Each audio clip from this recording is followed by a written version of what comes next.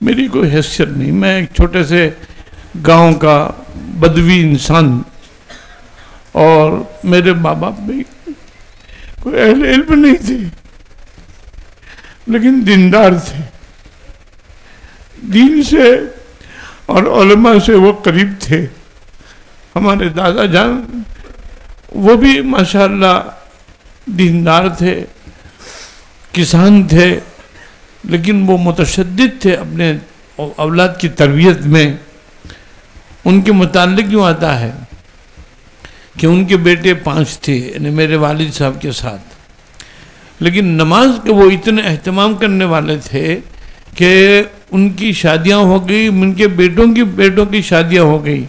जब वो अपने घोड़ों पर आते थे वस्तान से कौसाड़ी, तो मजाल नहीं थी कि उनकी रकात जावे, उनकी गिरफ्त होती थी कि नमाज नहीं पढ़ी। और यही हाल मेरे वालिद का था।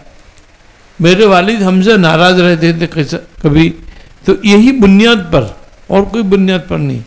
कभी ऐसा नहीं कि अभी तू पैसे नहीं देता, ऐसा नहीं कि ये नहीं, बस यही बात, तुम तहज्जुद नहीं पढ़ते, तुम लोग तो मौलवी हो गए, मैं तुम्हारे मदरसे में आता हूँ, तुम्हारा असातिज़ा हम की सुन्नतें नहीं पढ़ते, मैं देखता हूँ कि उनका नमाज पढ़ना भी नहीं आता है।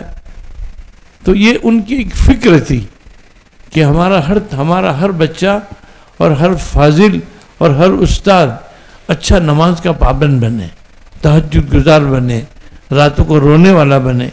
तो ये उनकी आह सहरगाही का आप समझ